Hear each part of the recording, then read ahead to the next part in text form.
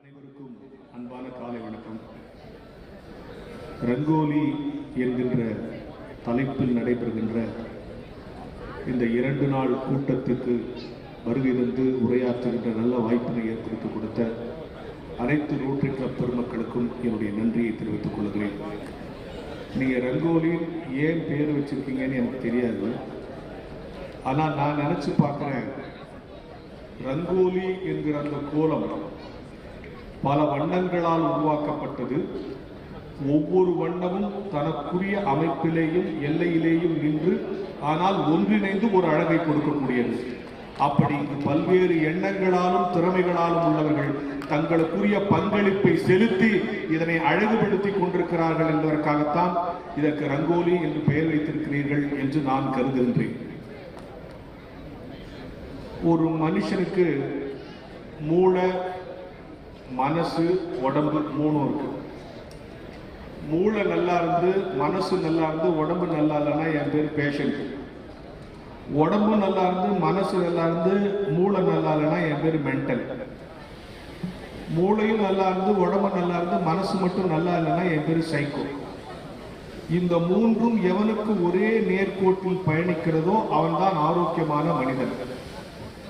எப்பொழுது இது 3ம் ஒரே நேர்கோட்டில் பயணிக்கும் என்று ஆய்வாளர்கள் சொல்லுகிறார்கள் என்று சொன்னால், அவன் மகிழ்ச்சியாக இருக்கும் போது, இரண்டாவது அவன் அடுத்தவரை மகிழ்ச்சிப்படுத்தும் போது, இந்த 2 சமயங்களில் தான் இந்த 3ம் ஒரே நேர்கோட்டில் இருக்கும் என்று சொல்லுகிறார்கள். நான் அடிக்கடி சொல்வதுண்டு, கோயில் இல்லாத ஊரில் குடியிருக்க வேண்டாம் என்கிற பழமொழியை சற்றே மாற்றி இனி ரோட்டரி கிளப் இல்லாத ஊரில் குடியிருக்க வேண்டாம் என்று சொல்லக்கூடிய அளவு உங்கள் சேவைகள் மிகச் சரியாக இருக்கிறது. முதல்ல உங்கள்கிட்ட இருந்து உங்க சேவை வரலாறு வாங்கி நான் சொல்லல, அனுபவிச்சவனா நான் சொல்றேன். நான் ஒரு பள்ளிக்கூடத்துல 6வது இருந்து 12வது வரைக்கும் படிச்சு அதே பள்ளிக்கூடத்துல வாத்தியாரை அதே பள்ளிக்கூடத்துல எனக்கு எச்சமா இருக்காங்க. இப்ப நீங்க எல்லாம் கை தட்டீங்கல்ல, இது எங்க ஸ்கூல்ல சொன்னேன். டேய், நான் இங்கே படிச்சு இங்கே வாத்தியார் ஆயிட்டேன் தெரியுமா? அதுக்கு அவன் சொல்றான், இங்க படிச்சா இங்கே தான் இருப்பாங்க, வேற எங்க வேற இருப்பாங்க. பாக்குற பார்வைன்னு ஒண்ணு இருக்குது. அந்த பள்ளிக்கூடம் மிக மோசமான பள்ளிக்கூடம். எப்படின்னா, ஆனா ஒரு 175வது ஆண்டு இப்போ முன்னாள் முதலமைச்சர் பக்தவச்சலம் படித்த பள்ளி, பிரபல ஆங்கில எழுத்தாளர் R.K. நாராயணன் படித்த பள்ளி, இத்தனை பேர் படித்த பள்ளி. அந்த பள்ளியில இன்னைக்கு நான் தலைமை ஆசிரியராக இருக்கேன். ஆனா ரொம்ப மோசமான பள்ளிகள், அதாவது டவுன் ட்ராடன் பீப்புள், ஸ்கேவெஞ்சர், குப்பை பொறுக்கிறவங்க படிக்கிற பள்ளிக்கூடம். அந்த பள்ளிக்கூடத்தை மேம்படுத்துவதற்காக ஒரு ரோட்டரி கிளப் கவர்னரிடம் நான் கேட்டபோது 24 மணி நேரத்தில் எனக்கு ஒரு உதவியை செய்தார் என்கிற அனுபவத்தை பெற்றவனாக இந்த இடத்தில் இருந்து கொண்டு நான் பேசிக்கொண்டேன். நீங்க கொடுக்கிற பணம், நீங்க கொடுக்கிற மற்றவங்க டேலண்ட், அதெல்லாம் விடுங்க சார். எது தெரியுமா பெருசு? நீங்கள் கொடுக்கிற நேரம். உங்களுக்கு பல்வேறு அலுவல்கள் இருக்கிறது, தொழில் இருக்கிறது, பிரச்சனைகள் இருக்கிறது, உங்களுக்கும் குடும்பம் இருக்கிறது. அத்தனைக்கு மத்தியில் சமூகத்துக்கு என்று கொஞ்சம் நேரம் கொடுக்கிறீர்களே, அப்படின்னா என்ன பொருள்? உங்கள் ஆயுளில் கொஞ்சம் கொடுக்கிறீர்கள் என்று பொருள். உங்கள் பணத்தில் அல்ல, உங்கள் செல்வாக்கில் அல்ல, உங்கள் திறனில் அல்ல. இப்ப இந்த டைம் ஸ்பெண்ட் பண்றீங்க 2 நாள், உங்கள் ஆயுளில் 2 நாளை இந்த சமூகத்திற்கு நீங்கள் கொடுத்திருக்கிறீர்கள் என்று நீங்கள் பெருமைப்பட்டுக் கொள்ளலாம். இப்போ ஒரு கேள்வி, ஏன் நான் கொடுக்கணும்? நான் நல்லா சம்பாதிக்கிறேன், ஒழுங்கா டாக்ஸ் கட்டுறேன், என் பிள்ளைங்களுக்கு தான் சேர்த்து வைக்கிறேன், நியாயமா இருக்கிறேன், தப்பாலாம் சம்பாதிக்கல, நான் ஏன் சார் கொடுக்கணும்? சொல்லி என் வேலையாது அப்படின்னு நீங்க யாராவது கேட்கணும். அப்படி ஒரு கேள்வி இருந்தா அந்த கேள்விக்கும் இந்த விடை, இந்த பதில், இந்த உரை பதில் சொன்னால்தான் இந்த பேச்சு முழுமை எடுக்கல. நான் ஏன் கொடுக்கணும்? நான் ஏன் சமூகத்துக்கு கொடுக்கணும்? என் வேலையாது, நான் கவர்மெண்ட், நான் என்ன இந்த ஊர் நாட்டாங்க, நான் ஏன் கொடுக்கணும்? ஏன் தெரியுமா கொடுக்கணும்? ஒரு செய்தி சொல்றேன். புத்தர் ஒரு முறை தன்னுடைய சீடர்களுக்கு எல்லாம் போதனை செஞ்சுட்டு இருக்கார். அப்ப புத்தரை பார்க்க ஒருத்தன் வரான். கை நிறைய ஒரு தட்டுல ஆப்பிள் பழம் எடுத்து புத்தர்கிட்ட கொடுக்குறான். புத்தர் அதை வாங்கி தன்னுடைய பிரதான சீடத்தை கொடுத்து இதை எல்லாருக்கும் ஷேர் பண்ணுறாரு. உடனே அந்த பிரதான சீடர் கேட்கிறான், எப்படி ஷேர் பண்ணுவான்? மனுஷன் ஷேர் பண்ற மாதிரி ஷேர் பண்ணவா, கடவுள் ஷேர் பண்ற மாதிரி ஷேர் பண்ணுவான்? உடனே இவர் சொல்றாரு, மனுஷன் ஷேர் பண்ற மாதிரி ஷேர் பண்ணினார். உடனே அந்த ஆப்பிள் அங்க எத்தனை பேர் இருக்காங்களோ அத்தனை பேருக்கு வகுத்து 2 4 எல்லாருக்கும் சமமா வர மாதிரி கொடுத்தாங்க. அடுத்த நாள் இதே மாதிரி புத்தர் சொல்லுகிறார், உபதேசம் பண்ணுறார். இன்னொருத்தன் வரான், இன்னொரு தட்டில் ஆரஞ்சு பழம் கொண்டாடுறான். அதை கொண்டு வந்து அந்த பிரதான சீடத்தை கொடுக்குறாங்க. இப்போ அவன் கேட்கறான், எப்படி பங்கணும்? மனுஷன் பங்குற மாதிரியா கடவுள் பங்குற மாதிரியா? மனுஷன் பங்குற மாதிரியே பங்குது. அதே மாதிரி பக்தி எல்லாருக்கும் எத்தனை வருமோ கரெக்டா சமமா வந்துச்சு. 3வது நாள் ஒருத்தன் பழம் எடுத்துன்னு வந்தான். கூட்டத்துல இருந்து ஒரு சீடன் நினைச்சான், டெய்லி எவனாவது வரான், பழத்தை கொடுக்குறான். இவர் ஒண்ணு பிரதான சீடத்தை கொடுக்குறாரு. உடனே இதை கடவுள் மாதிரி பங்குட்டுமா மனுஷன் மாதிரி பங்குட்டுமான்னு கேட்கறான். உடனே இவர் மனுஷன் மாதிரியே பங்குறா, நமக்குலாம் சமமா வருது. இன்னைக்கு ஒரு நாள் கடவுள் பங்குற மாதிரி பங்குற சொல்லுது அப்படின்னு 1 minute. புத்தர் இன்னைக்கு ஒரு நாள் கடவுள் பங்குற மாதிரி பங்குற சொல்லுவாங்க. ஒன்னும் புத்தர் ஓகே கடவுள் பங்குற மாதிரி பங்குறோம் அப்படின்னு. இப்போ ஒருத்தருக்கு 2, ஒருத்தருக்கு 4, ஒருத்தருக்கு ஒண்ணுமே இல்லை, ஒருத்தருக்கு 5, இப்படி வந்துச்சு. இவ்வளவு நாள் மனுஷன் மாதிரி பார்த்தா 2 எல்லாரும் 2 4 நாள் இல்லை. இப்ப பார்த்தா இவனுக்கு 2 இருக்குது, பக்கத்துல அவனுக்கு 1 இல்லை, அவனுக்கு 1 இருக்குது. இவனுக்கு ஒண்ணும் புரியல, என்னடா அது கடவுள் பங்குறாங்க மனுஷன் பங்குற மாதிரி பங்கிட்டோம் கரெக்டா வந்துச்சு, கடவுள் பண்ற மாதிரி பங்கிட்டா இன்னும் ஏதோ பெருசா வரப்போகுதுன்னு கேட்டோம். இப்ப இப்படி மாறி மாறி வந்து புத்தர் என்ன ஒண்ணுமே புரியலன்னு புத்தர் சிரிச்சுக்கிட்டே சொன்னாரு, அப்படிதான் நான் கடவுள் பங்கிடுவேன். உனக்கு 10 ரூபா கொடுத்து பக்கத்துல 1 இல்லாதவனை கிடைப்பார், நீ கொடுக்குறியான்னு பார்ப்பார். உனக்கு நிறைய கொடுத்திருப்பது நீ பயன்படுத்துவதற்காக மட்டுமல்ல, பக்கத்தில் இருக்கிறவனோடு நீ பகிர்ந்து கொள்வதற்காகத்தான் என்கிற உண்மையை புத்தர் சொன்னார். எனவே நான் கொடுக்க வேண்டும். இப்ப சிக்கல் என்ன சார்? இப்போ 2 நாள் நீங்க மீட்டிங் நடத்துறீங்க. இந்த மீட்டிங்ல நிறைய டான்ஸ் பாட்டு எல்லாம் பேச்சு நல்லா வைக்கிறீங்க. என்ன பொருள்? இப்ப நீங்க எல்லாம் டிவி சீரியல் பாப்பீங்களா? எல்லாம் நல்ல படம் அமைதியா பண்ணுவாங்க, எல்லாரும் பார்ப்போம். சில பேர் சொல்லுவாங்க நான் பார்க்க மாட்டேன் சார், எங்க வீட்டுல பார்ப்பாங்க, நான் போகும்போது வரும்போது அப்படி பார்ப்பேன். ஒரு அம்மா சொல்லுவாங்க அந்த ஒரு சீரியல் மட்டும் நான் பார்ப்பேன் சார், ஏன் அவளுக்கு என்ன கெதியாவது ஆகும், அது வரைக்கும் நான் பார்ப்பேன். எல்லாரும் சீரியல் பார்ப்போம், இல்ல நம்ம எல்லாரும் பார்ப்போம், வேற வழி கிடையாது. வீட்டுல டிவி வந்துச்சு. இப்ப நான் ஒரு 5 டைலாக் சொல்றேன், இல்லைன்னா ஒரு 5 ஸ்டேட்மெண்ட் சொல்றேன். நான் சொல்ற 5 டைலாக்கோ அல்லது 5 ஸ்டேட்மெண்ட்டோ நீங்க பாக்குற சீரியல்ல வரல நீங்க சொல்லிட்டீங்கன்னா உங்களுக்கு 5000 ரூபாய் பிரைஸ். சரியா? என் கேஷ் வந்து கொடுத்துருங்க. சில பேர் பாக்குறாரு இந்த பட்ஜெட் எப்படா கேட்டாரு. நான் ஒரு 5 டைலாக் சொல்றேன் சார், 5 ஸ்டேட்மெண்ட் சொல்றேன். நான் சொல்ற 5 டைலாக் 5 ஸ்டேட்மெண்ட்டும் நீங்க பாக்குற சீரியல்ல வரல நீங்க சொல்லிட்டீங்கன்னா உங்களுக்கு 5000 ரூபாய் பிரைஸ். சொல்லவா? நம்பர் 1, அந்த குடும்பத்தை நான் பிரிக்காம விட மாட்டேன். நம்பர் 2, அந்த கல்யாணத்தை நான் நிறுத்தாம விட மாட்டேன். மீறி கல்யாணம் நடந்துச்சுன்னு வச்சுங்க, அந்த ஃபர்ஸ்ட் நைட்டை நான் தடுத்து தீருவேன். மீறி அளவு நடந்துச்சுன்னு வச்சுங்க, அந்த கருவை நான் கலைக்காம விட மாட்டேன். மீறி குழந்தை வந்துச்சுன்னு வச்சுங்க, அந்த குழந்தைய நான் கடத்தாம விட மாட்டேன். இது இல்லாம ஒரு சீரியல் சொல்லுங்க. இல்ல இல்ல, என்ன பொருள்? நம் அனுமதியோடு எல்லா அவலங்களும் நம் வீட்டுக்குள் வந்துவிட்ட பிறகு இது போன்ற இடங்களில் தான் நாம் சுத்தப்படுத்துகிறோம் என்பதை நீங்கள் புரிந்து கொள்ள வேண்டும். நான் புனிதப்படுகிற இடம்.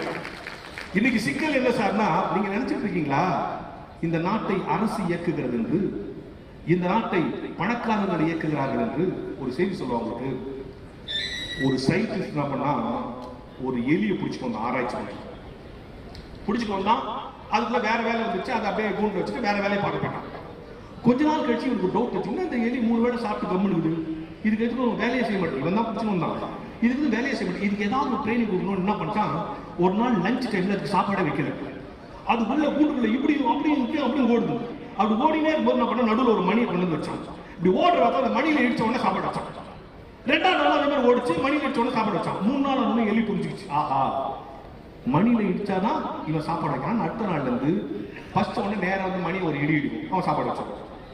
உடனே மற்ற சயின்டிஸ்ட்லாம் கூப்பிட்டாங்க, வாங்க பாருங்க எலி எப்படி ட்ரெயின் பண்ணிட்டு பாருங்க. இப்போ ஃபர்ஸ்ட் ஒன்று அது சாப்பாடு கேட்கும் பாருங்க.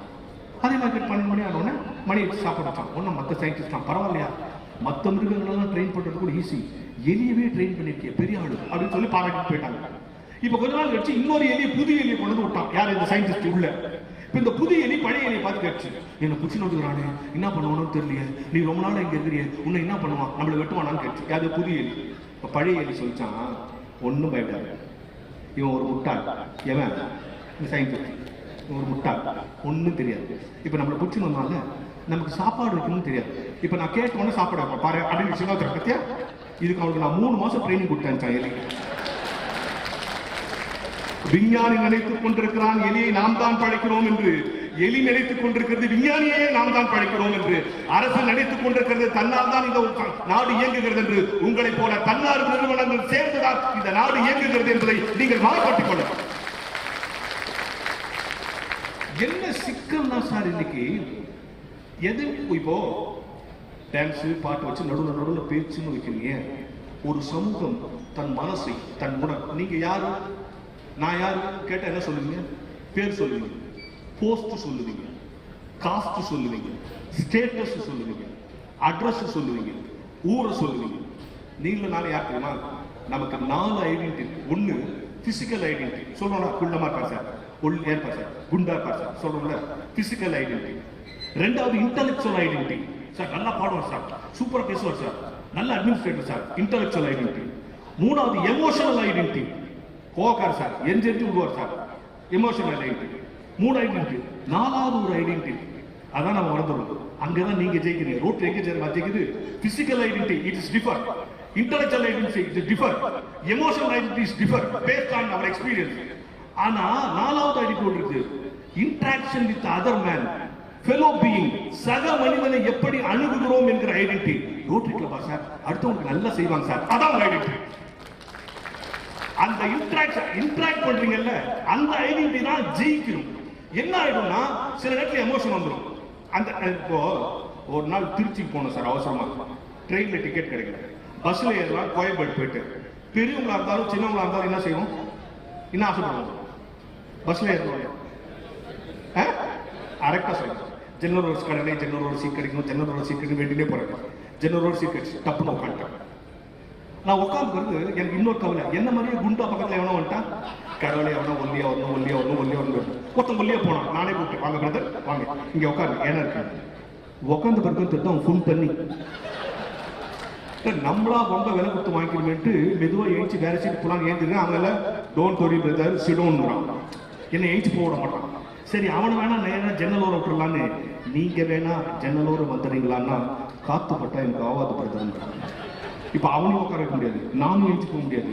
என்னடா பண்றது, நம்மளா ரொம்ப விலை கொடுத்து வாங்கணும். உட்காந்து திடீர்னு வாந்தி எடுப்பாங்க, ஒதுங்கினே ஜன்னல் கிட்ட வந்தா வாந்தி எடுக்கல, திருப்பி ஜன்னல் கிட்ட வந்தா இப்படியே தாங்குற வரைக்கும் அவன் ஒதுவா வாந்தி எடுக்க மாட்டான். நான் எப்போ வாந்தி எடுப்பான்னு பார்த்துனே.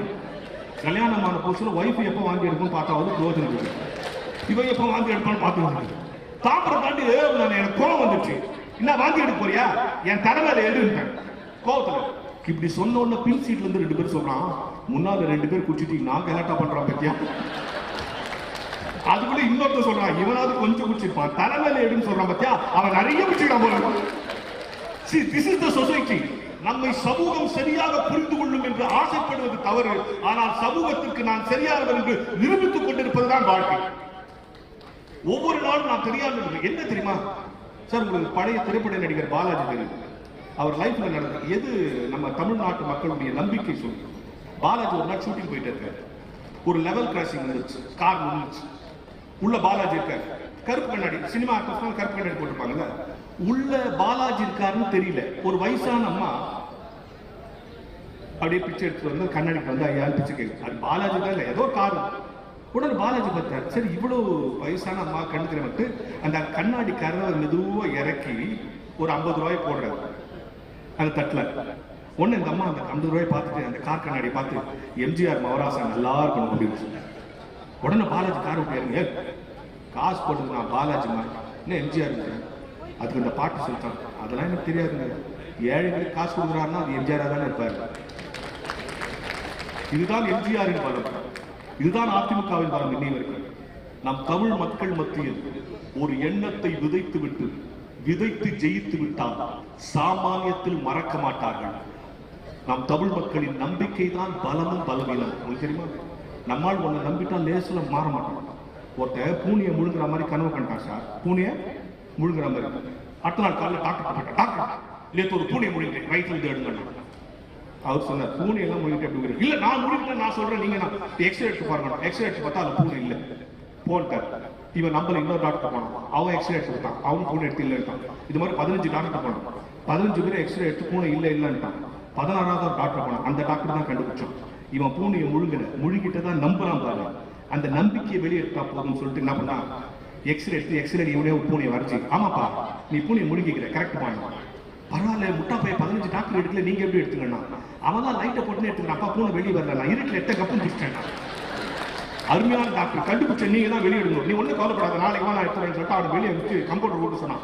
போறான் பாரு, அவன் பூனையை முழுகிட்டு தான் நம்புறான். அதான் பிரச்சனை. நாளைக்கு ஒரு பூனை விட்டு ரெடி பண்ணிக்கோ, ஆபரேஷன் தேட்டர் வச்சு டக்கு பூனை எடுத்தாச்சு சொல்லிட்டாங்க. அதே மாதிரி கம்ப்யூட்டர் ஒரு வெள்ளை பூனை விட்டு ரெடி பண்ணிக்கலாம். அடுத்த நாள் வந்து ஆபரேஷன் படிச்சு லைட் கிட்ட டாப் வயிற்று வந்து பூனை எடுத்தாச்சு போனான். அவன் ஆஹா 3 மாசத்துக்கு முன்னாலே உங்ககிட்ட வராது போட்டேன், அதனால என்னப்பா இப்பதான் பூனை எடுத்தாச்சு. அது இல்லை டாக்டர், நான் முழுங்கிறது கருப்பு பூனை, நீங்க எடுத்துக்கிறது வெள்ளை பூனை, அது உள்ள போய் குட்டி போட்டு மத்த பூனை வெளியேறுங்க. டாக்டர் அந்த தொழிலே விட்டுருமான்ல.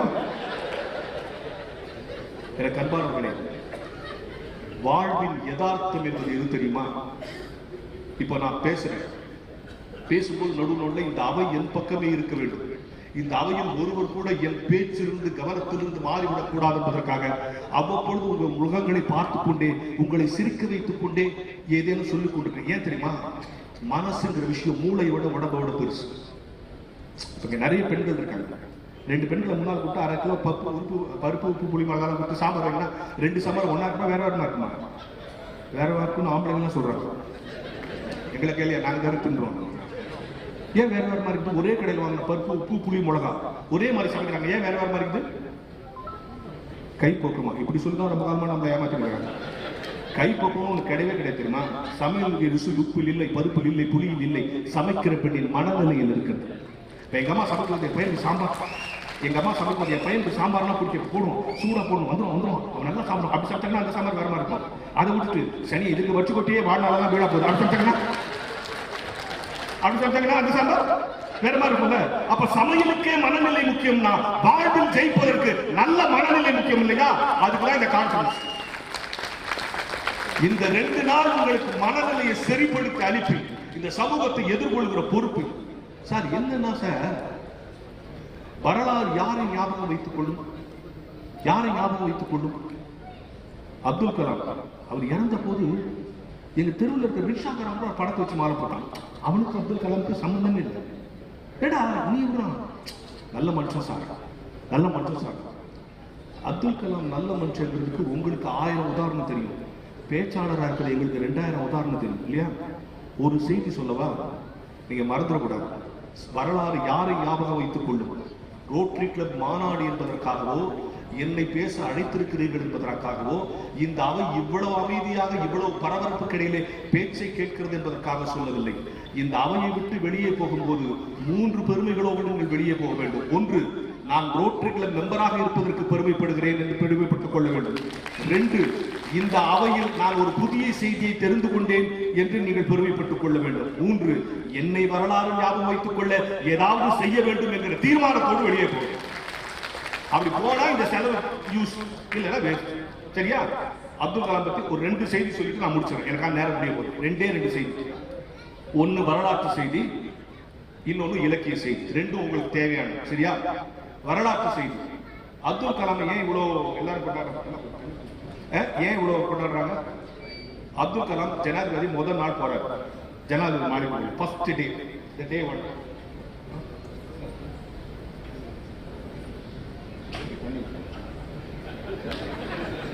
இல்ல தண்ணி கொஞ்ச நேரத்தில் கொடுக்குறேன்னு எழுதி.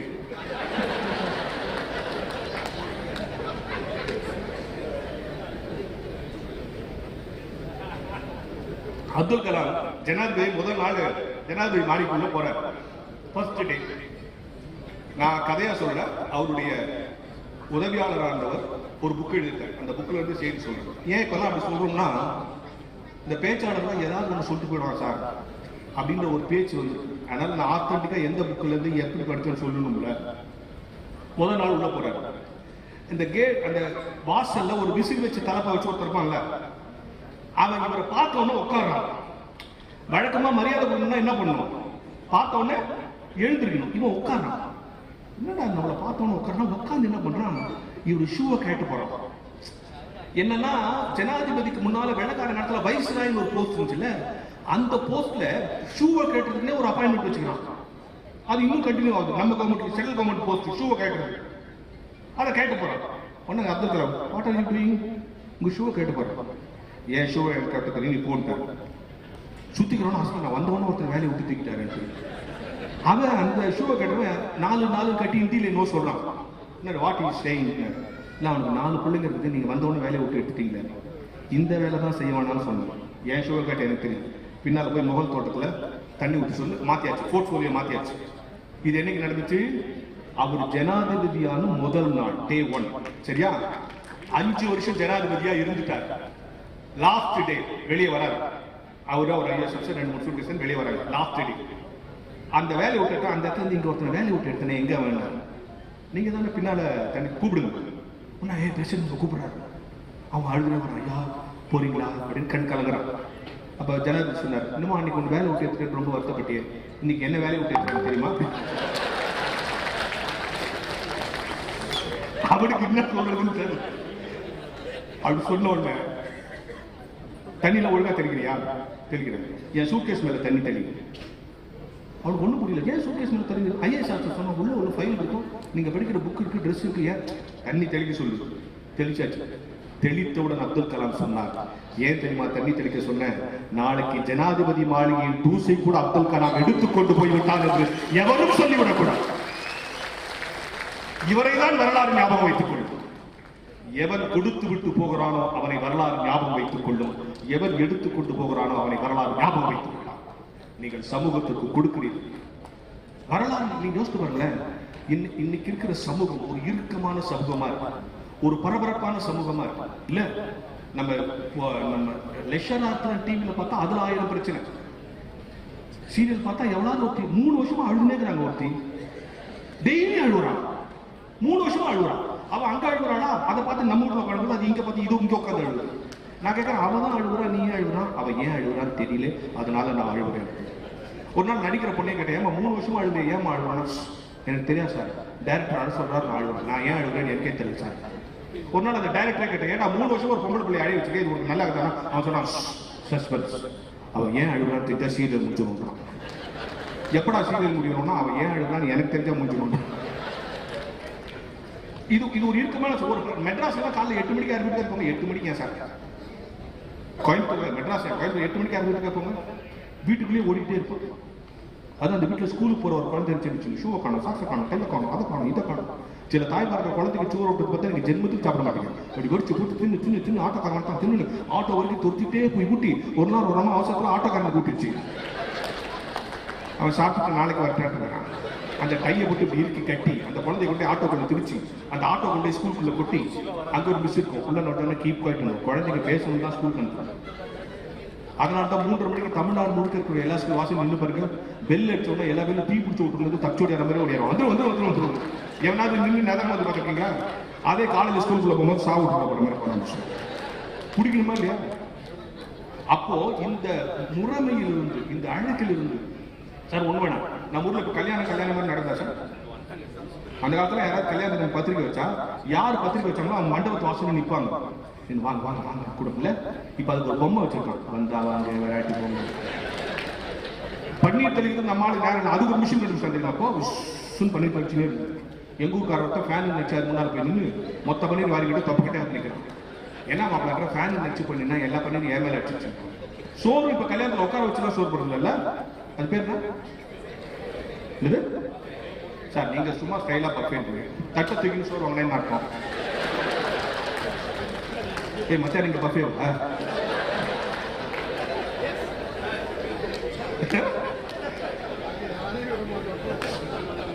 சோறு அங்க போடுறாங்க, போ குழம்பு ஊத்துறாங்க, போ எல்லாம் தட்டு பேசிட்டு உட்கார வச்சு சோறு போட்டாலும் இன்னொரு பிரச்சனை தெரியுமா? நம்ம உட்காரும் போது பின்னால 4 பேர் லைன்ல நின்றுறாங்க சார். நின்னாலும் பரவாயில்ல, நின்றுட்டு இன்னொருத்தர் போன் பண்றான், முடிச்சிட்டாரு முடி போறாரு, நம்ம எப்படி சாப்பிடலாம்? இந்த கேட்டரிங் கேரக்டர் விடுறாங்க, அவன் ஒரு அக்கம் போடுவான் பாத்தீங்களா? இந்த பேப்பர் அப்படியே உருட்டுவான், உருட்டு அப்படி கிழிப்பான், கிழிச்சு அது மேலே இலை போட்டு தானே சாப்பிடுவான். ஒரு கல்யாணத்துக்கு நெசபோல் போய் இருக்கு சார், பேப்பர் அப்படி ஊட்டி கிழிச்சு இலை போட்டு நல்லா சாப்பிட்டே இருக்கும். திடீர்னு 2 சின்ன குழந்தைங்க வந்து பேப்பர் அப்படியே இழுத்துச்சு, ஏன்னா அப்படியே போயிட்டு திருப்பி அப்படின்னு இழுத்து சாப்பிட்டான். எனக்கு இன்னி வரைக்கும் டவுட், போன இலை தான் திருப்பி வந்துச்சா இல்ல போனது ஒன்றும் வந்தது ஒன்னான்னு தெரியுது. இனிமே கல்யாணத்துல சாப்பிடுவீங்க யாராவது சார்? என்னத்துக்கு சொல்ல வரேன்னு சொன்னா, ஒரு சமூகம், ஒரு அழகான சமூகம் நெறிகளால் அறங்களால் வாழ்த்திருக்கு. இப்ப குடியாத்தம் பேசணும் சொன்னார்ல, ஒரு திருக்குறள் சொன்னார்ல, தான் ஊர்ல என்னென்ன சாதனை இருக்கு, தான் அந்த ஊரில் சாதித்தேன் என்று சொல்லவில்லை, சாதித்த ஊரில் நான் பிறந்திருக்கிறேன் என்று சொன்னார். ரோட்டரி கிளப் இருக்கிற ஊரில் நான் இருக்கிறேன் என்று சொல்வது முதல் படி. நானே ஒரு ரோட்டரி மெம்பராக இருக்கிறேன் என்பது சொல்வது இரண்டாவது படி. அந்த இடத்துக்கு நம்ம வந்து சேரணும். இன்னைக்கு இதுதானே எல்லா இடங்களிலும் என்னன்னா, இப்போ நிறைய குழப்பம். மெட்ராஸ்ல ஒரு இடத்துல எழுதி போட்டுருக்கான், சார் உங்களுக்கு எழுத படிக்க தெரியாதா, எங்களுக்கு எழுதி அனுப்புங்க சொல்லி தருவோம். கொஞ்சம் பேர் தான் சிரிக்கிறாங்க, மற்ற பேருக்கு அது ரைட்டு மாதிரி இருக்குது. உங்களுக்கு தான் எழுத படிக்க தெரியாது, அப்புறம் எப்படி எழுதி அனுப்போம்? கிளாரிட்டி இல்லை. கடைசியா ஒரு செய்தியை சொல்லி நான் நிறைவு செஞ்சேன். தமிழ் இலக்கியத்துல ஒரு பழம்பாட்டு, அந்த பாட்டு வேணாம், பாட்டினுடைய பொருள் மட்டும் சொல்றேன். ஆனா முடிச்சிடுறேன்.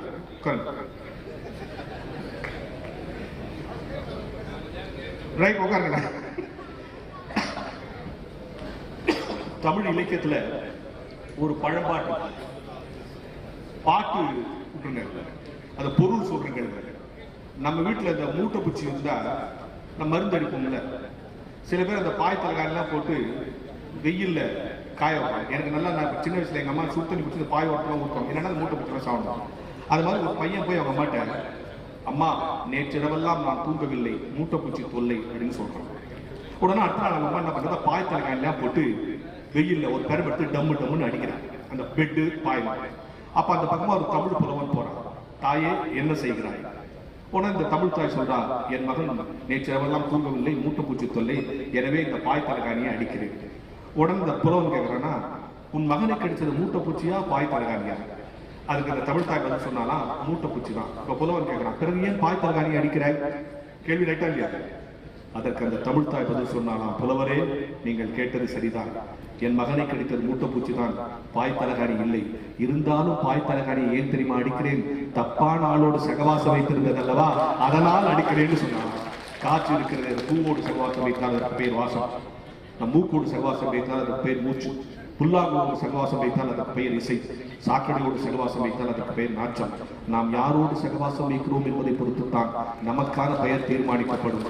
நல்ல அமைப்போடு சகவாசம் வைத்திருக்கிறீர்கள், நலம் பெறுவீர்கள். நன்றி, வணக்கம். Dr. S. Suresh Babu and Rotarian Dr. Sivabalan sir. ஒரு பெரிய கைதல் கொடுக்கலாம் நினைக்கிற மக்களே.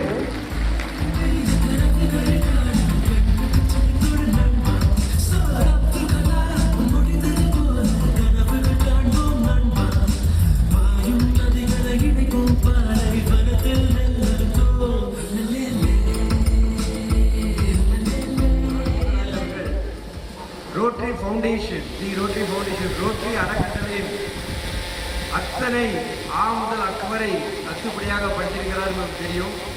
ரோட்டரி ஃபவுண்டேஷனை பற்றி எந்த ஒரு சந்தேகம் வந்தாலும் உடனடியாக தீர்க்கக்கூடிய ஒரு என்சைக்ளோபீடியா நமது டாக்டர் ஜார்ஜ் சுந்தராஜ் அவர்கள். The Rotary Foundation in meritorious service award from the Rotary Foundation has been awarded to our own godfather, past district governor Dr. George Sundaraj அவர்கள். இன்று அதற்காக அவரை கௌரவத்தில் நமது மாவட்டம் 3203 பெருமை கொள்கிறது. Thank you sir for all your great service. And I would request registration chairman Ganesh Murthy on stage please to join along with the district governor. Meritorious Service Award. Appreciation for past district governor Dr. George Sundaraj, Rotary Dharapuram, Rotary International District 3203. Sir, we appreciate your noble gesture of contribution to the Rotary Foundation. Your generosity and tireless efforts for the Rotary Foundation leave a legacy that will benefit future generations. Thank you. Rotarian Ganesh Murthy, Registration Committee Chairman, and we request our RIPR, Past District Governor J.K. Palani sir to come on stage. And Conference Secretary also. Conference Secretary Rotarian Shanmugha Sundaram and Treasurer Rotarian Arul Prakash, Arul Selvam sir. And may I request First Lady Sheila to join us.